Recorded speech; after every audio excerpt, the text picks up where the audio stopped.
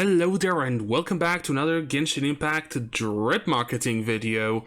Now, Genshin, for the first version of Natlan 5.0, will be putting out Kachina, the mottled gold yet unsmelted, Kinich, Turnfire Hunt, and Moalani, Splish Splash Wave Chaser. But before I actually get into this, and before I actually get into talking about the designs, I want to cover something that it didn't even come to my mind back when I watched over the Natlan trailer. And that is that throughout the entirety of the trailer and the previews and everything we've seen about the characters from Natlan, none of them seem to have any form of tan or to be black or brown skinned. And I feel like that is a bit of a problem. Now, you might be like, oh, but Sumeru didn't have many tanned characters, many black characters, and the ones we did get, like Sino, Candace, or Dea, were indeed from the desert. But I feel like when it comes to Natlan specifically, it's a bit more than that, because Dea, Sino, and Candace weren't really named after deities that were all pretty much always portrayed as being black or very, very tanned. Okay, there is Candace that was based on Kandake, but again, at least with her, they tried. But then you have characters like Orarun and even Mavuika, who in their own mythologies are portrayed as being black most of the time, if not every time. And while I do understand that Hoyoverse wants to showcase these cultures throughout their game, that's why each nation is showcasing a different culture, I feel like the fact that those characters aren't at the very least slightly tanned takes away from the cultural importance of them. I do understand that Hoyoverse is a Chinese company that is trying to, aim towards a Chinese demographic because that's their main source of income. But I've heard that even Chinese players are actually not too happy with the skin color of the new Natlan characters. Personally, what I will do throughout the previews and everything, I will judge the characters purely based on their designs. That is without necessarily taking the real life inspiration into consideration that much, because I've never done that for Sumeru, I've never done that for Inazuma. Whenever I looked at the character, I judged them based on what they were at that moment in the game. Again, I wanted to bring this up because it is an issue, but I feel like other people are way more qualified to talk about this and to bring this up, especially since I'm just here as a very small channel trying to make fun videos. But yeah, I just wanted to bring that up before I actually went and delved into the characters and what they might be all about.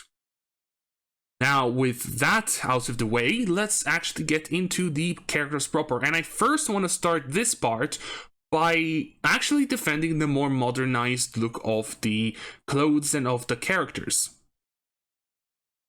Because here's the thing, I really don't believe that we've ever really seen a specific era when it really comes to the characters. None of the characters from Mondstadt seem to be in the same era as the characters from Liyue or the characters from Inazuma.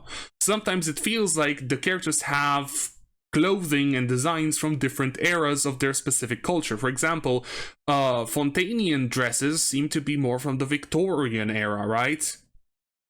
So why would it be that weird that, Natlan would take inspiration from the more modern clothes that we have now in the more modernized times and combining it with the historical culture of the region it is inspired by? I feel like that can give you some very cool looking designs by taking an inspiration from cultural appropriate designs and giving them a more modernized look. That is why I don't really have a problem with them. Generally, you could say they don't fit in Genshin, but what really fits in Genshin when you think about it? Yeah, sure, seeing some high-tech clothes, it wouldn't make much sense, but seeing something that's slightly more modern, like, I don't know, this design for pants or overalls, because I think this is more of an overalls, well, why not? Why not? You know? Anyway, let's start with the first character, Kachina. Nanatskayan Young Braveheart. I really hope I'm not butchering these names.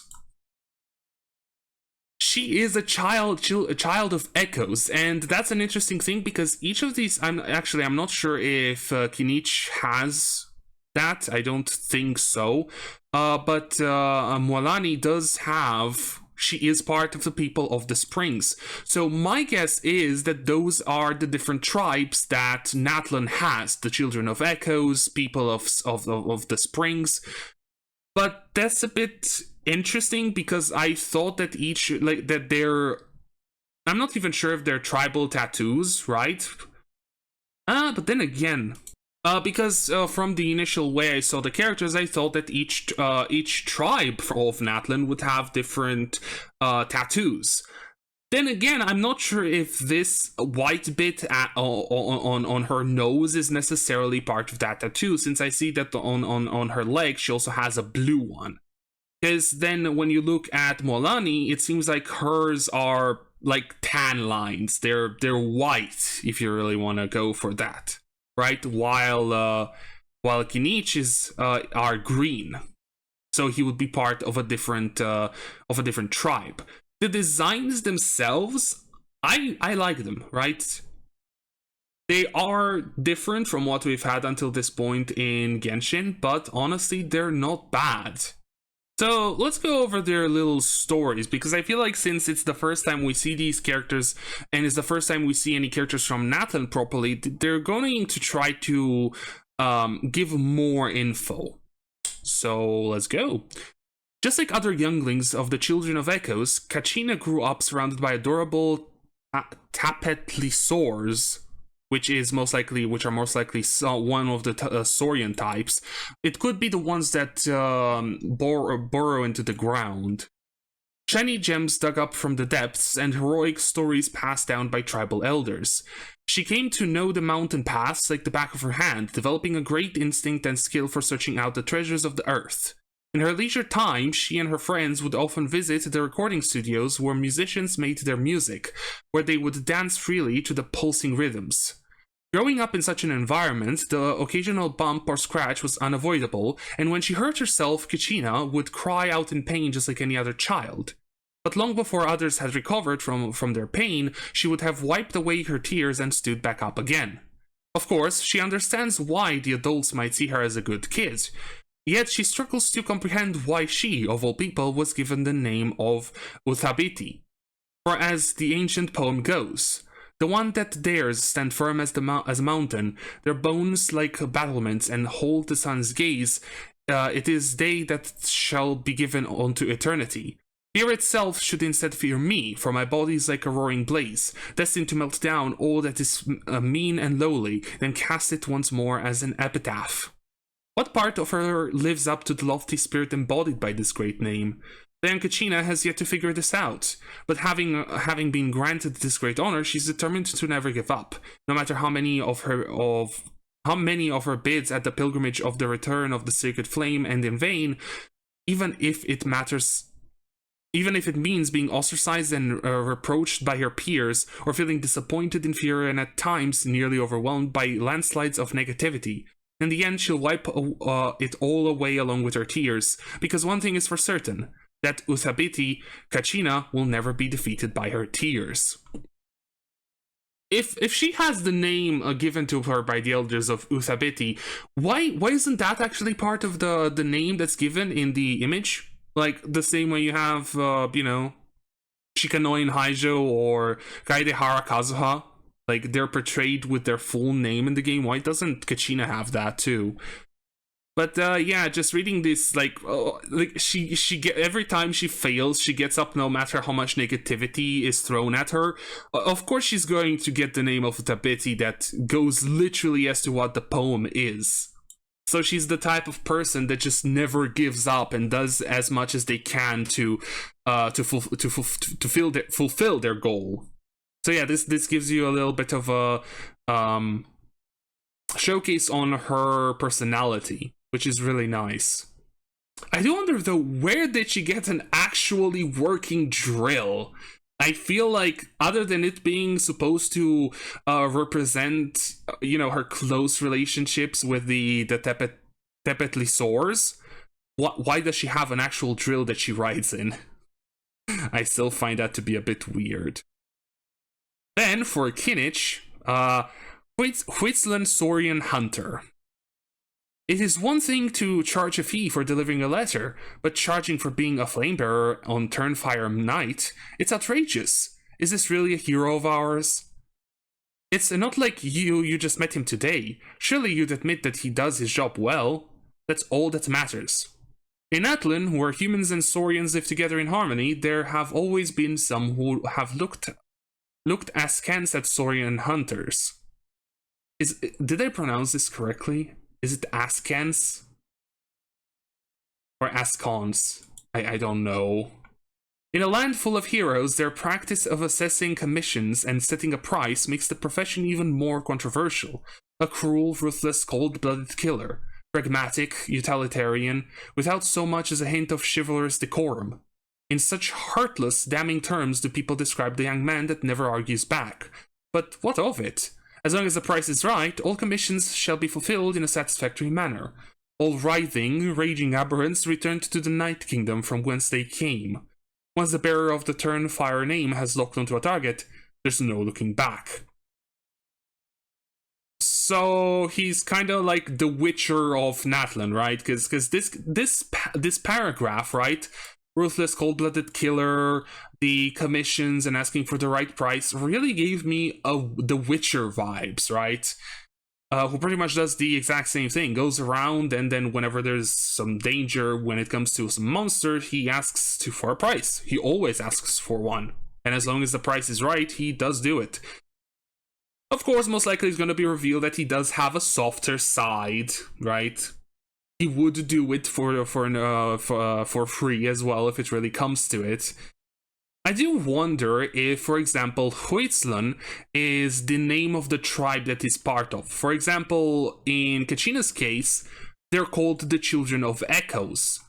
Would Nanatskayan be the name for the actual proper name for Children of Echoes? Like the tribe name? Because you also see this in Moalani's title with the Metzli Guide. So would the Metzli be the people of the springs? That's a good question, isn't it? In terms of how well they know Natlan, perhaps even the birds that gaze down upon this land from high up above fall short of the guides from the people of the springs. Long, long ago, their forerunners once measured the world with their feet, transforming the winding perilous paths they walked into networks of orderly lines on their maps.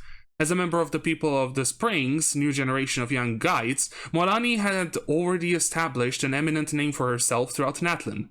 With her to lead the way, you'd be sure to experience a spectacular sight of volcanic eruptions, breathe in the refreshing natural fragrance of embercore flowers, even witness spontaneous performances put on by packs of Koholosaurus. But likewise, if there was an emergency or you just needed to be somewhere urgently, she'd find a shortcut to get you there as safely, soundly, as smoothly as possible. Everyone knows the routes, Moalani herself would tell you, but timing's the key. You can't just set off whenever you like it. That would be extremely unlucky. And actually it does make sense. Take, for example, you would want to go through the jungle, right? Through a shortcut in the jungle. Moalani, as being the guide that knows everything going on, would know that on that path at 3 p.m. there's a tiger every 3 days because it goes from one side to the other. It does a little like changing its hunting grounds. She would know that stuff, right? So then you wouldn't want to go out on that path on Monday at 3 p.m. because the tiger's gonna be there. Interesting how, and I guess it also kind of makes sense that she would be a very fast character with being able to surf on the shark. Now, I do wonder, what the heck is the shark? Like, is it supposed to be a construct done by her vision? Or is it supposed to be like an actual, like, animal that she just befriended? But yeah, I really like, especially now knowing for his design that he's like um, sort of a monster hunter kind of thing, right? He takes commissions and stuff. I feel like his design does work really well with the. I think they're overalls, but I'm not entirely sure. It does give him a more like working person vibes, right? Taking commissions, fulfilling them, negotiating the price. As for Molani, I feel like it works really well if the people of the for the name, the people of the springs does work quite well because it does put her to be close to water, right? But now I kind of feel like people of the her tribe should have been more of like an aquatic tribe or something like that, living either on the coast or possibly in towns on top of the water, like floating towns. That would have been really cool because her design gives me vibes that she's always at the beach, right? That's what her design gives me here, rather than, oh, she knows the entire inland part of Natlan. It feels more like she would be able to give you any form of like water navigation rather than necessarily inland guide. I feel like that's my only real gripe with it. She feels more like she would be someone that you always find on the beach or on the water, literally surfing on her shark. As for Kachina, I'm honestly not sure. I do wonder if the ears are like part of her hat, or if she's actually like another person with like another human with like animalistic features. We're already getting another cat person, possibly a distant relative of Diona. So I do wonder if we. Oh, she does have a tail. I only now saw that she has a tail, so I guess that also works. As to say that yes, she is also part animal. But yeah, I'm not sure exactly what to think. Like, Kashina doesn't necessarily give me a specific sort of design, nor do I feel like her design language necessarily also gives her stalwart personality and the fact that she always gets up. But I guess we'll also have to see how the interactions between the traveler and the interactions between the characters themselves are going to go. But yeah, so Kachina is a stalwart person who always gets up no matter how much negativity you throw at her. Kinich is pretty much the Witcher of Natlan. I can also see why people would consider him sort of like like another Zhao because of his design. Because again, I feel like their personalities are going to be quite close, quite similar as well. And Molani being a guide, I've already said it doesn't really make too much sense. It like purely based off her design alone and the fact that she'll always wear the exact same outfit unless she gets a skin, right? She gives me more navigator vibes, more she's always on the water vibes, but like at the beach, right? But yeah, overall, I do like the designs. And another thing that I should have brought up earlier in the video, the new splash design, the new splash art in the background, well, more like the background of the splash art, is really, really nice. Does give off that street art vibes with the paint, the paint splotches and brush strokes and stuff like that. And now that I think about it, well, they're not entirely different. For example, Molani has this little pink splotch, the yellow one there, so a couple blue ones. Then for Kinich, you have this little like streaks going behind his pet, and also the squares that you see throughout his design, and some more streaks behind him. And for Kachina, you have the little stars and stuff, like more like actual straight up designs rather than paint, than random paint on in the background. But yeah, the general name one and the general name ones are the same in all three characters. There's like the same design here. I was thinking maybe it's different because there was this splotch of paint there, and I thought, oh, so it's gonna be different, but no, it's pretty much the same. But generally speaking, they do look really good, not going to lie. But yeah, that's about it. Some really good designs with, you know, one problematic thing that I really hope that Hoiverse at some point will learn that we do care about it. But yeah, if you did end up enjoying this video, why not leave a like, comment, or even subscribe. Thanks for watching, and I hope to see you all in the next one.